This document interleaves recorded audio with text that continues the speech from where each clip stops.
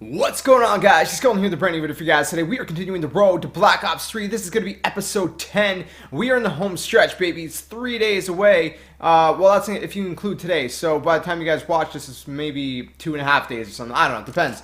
Or who knows? Maybe you're watching this once the game is already out. I don't even know. Hopefully you guys are watching it right now and you guys have been following the series as we continue this road to Black Ops 3, and I've been telling you guys different stories about my life, and helping you guys get to know me a little bit better. So, in this episode, as you can tell by the title and the thumbnail, it's going to be called Band Life. In the last episode, episode 9, we talked about the early life of musician me, and kind of like how I got into music. But it's going to be the second half of that story, kind of like the band life, experience, the teenage to adult years, if you will. So I'm going to try to make it short and sweet because I don't want to drag this video on forever because it is a pretty lengthy story, so I'm going to try to condense it.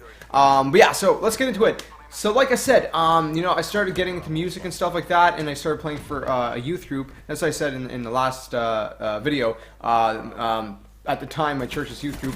Like I said, if you guys watched 2 episodes ago, How I Became a Christian, you'll know I grew up in church, but just growing up in church doesn't mean you're a Christian either. So, this was before, I was actually a Christian, all of this. So, basically, at that point, that's kind of how I started playing, with other people. And, like I said, my friend Jamie, he was the singer and rhythm guitarist. And eventually, when I got a little older, they started putting on other kind of shows and events where they would have other rock bands. And it wasn't really like a youth group anymore. It's just kind of like local, free, I guess, concerts, if you will, like local bands. So I started playing there, and I was the drummer of the band still, obviously. But we were playing more kind of like heavier stuff, heavier rock, kind of metal sort of style, if you will. So I was doing backup vocals. Mostly screams at that point, with, I guess some clean vocals as well. He was doing all the clean vocals, and I was playing drums. So, we played a lot of shows like that, and, it was a lot of fun and stuff, obviously. But at some point, I think it was closer to when I was like 18, which, if you watched the last episode where I had, heart issues, that, you know about that time period to be around 18. So, I think it was right after I actually had that heart issue and I had that surgery to fix it. Again, if you guys have no idea what I'm talking about, go watch the last episode.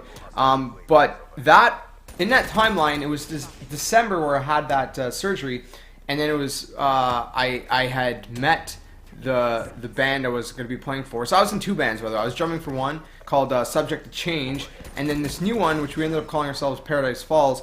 I was lead vocals and rhythm guitar. So we were like heavily influenced by like bands like Avenged Sevenfold, Metallica, all those kind of good rock bands and metal bands out there, Bullet for My Valentine, whatever. Those are the kind of bands we were kind of into and influenced by style-wise and stuff like that. So we, so I met them I think just before the surgery, if I remember right. Probably the October, and then the surgery was into December, and then we had our first show booked for February, one day before my birthday. So our first show, I was paranoid, man, because I always played drums. I was in the back. I never played, forefront.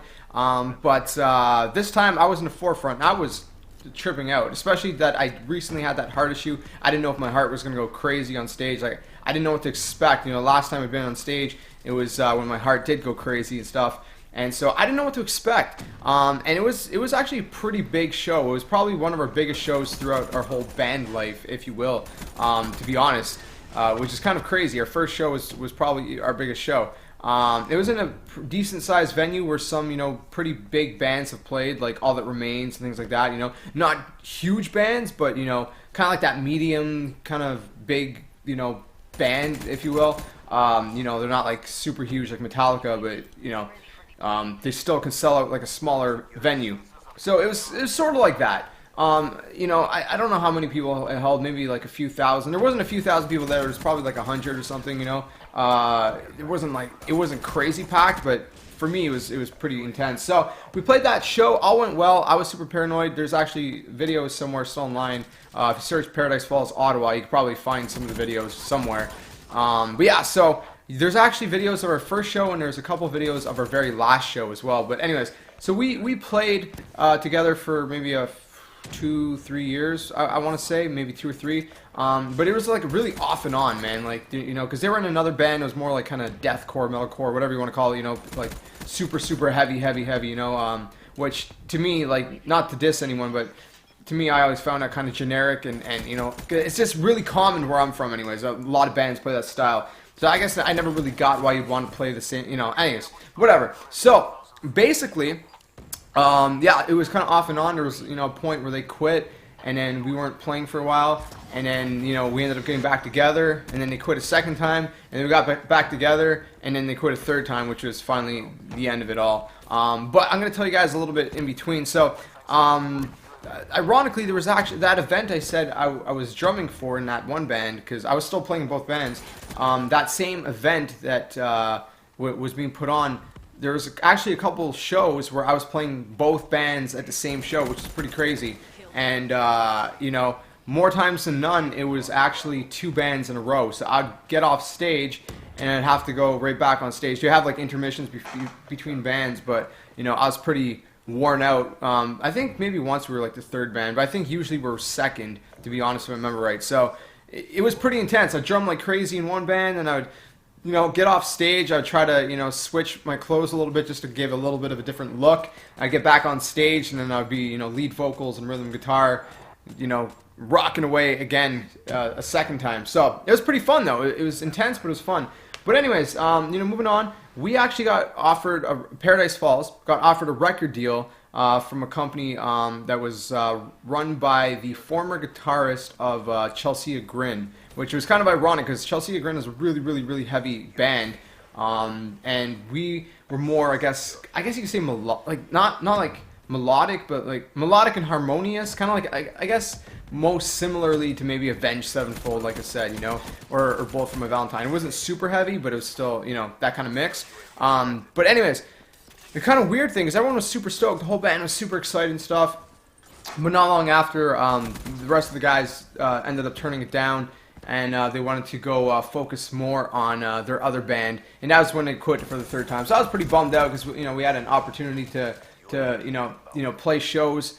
I think if I remember correctly, they'd even said they can get us on like tours, like Warped Tour and everything. So it was a pretty big deal, man. And you know, they blew it off because they wanted to go, you know, focus on the other band, which I don't know what's happening with that today. But to be honest, we kind of drifted apart and stuff. But that was that for that band. Now moving on, like I said, this whole time I'm drumming for that other band, Subject to Change still, and like we played a lot of different shows, but probably my last show before I got sick, which I'm going to be talking about in the next episode. So make sure you guys watch all these episodes. They're all connected in some way. The last show, we were opening for an artist called Manifest. I don't know if any of you guys have heard of him. He's not, you know, obviously he's not extremely famous, but he's famous enough where, you know, a lot of people know him. He tours the world, you know, goes to all sorts of countries, you know, Canada, U.S., Japan, China, whatever, you know, Europe, whatever. And maybe some of you guys are more familiar with the band 1,000 Foot Crutch, TFK. You know, he's really good friends with them. They've collabed and stuff. Anyway, so we were opening up for him. It was a sold-out show. It was packed, and I felt really, I don't know how to explain it. Like, I didn't feel good. My heart was kind of feeling weird. It wasn't the same thing as before, though. I felt really weak and stuff. I thought maybe it was just nerves getting the best of me.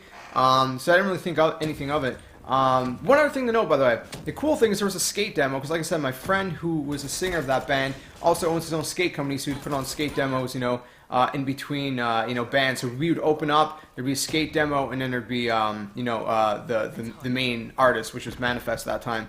And, yeah, so one of the skaters, though, he had there was a professional skater and fellow Christian, Brian Sumner. You guys might remember him. I think it was in Tony Hawk Pro Skater 2, if I remember right. Either 1 or 2. Can't remember which one it was. But he was in one of the Tony Hawk Pro Skaters. He's a crazy skater. And now he uses skate ministry, you know, for, you know, evangelizing and furthering the gospel and things like that. So it's pretty cool. You know, but he's a really cool dude, and I actually got to skate with him, which is pretty crazy. Manifest also skates, so it was me, my friend Manifest, and Brian Sumner skating, like way before the show, before anyone else was at the building. So that was cool too. But anyways, like I said, moving on. When we were playing the show, I felt like, you know, I felt like trash, man. There's not any good pictures of me. I looked white as a ghost. There's like one picture somewhere.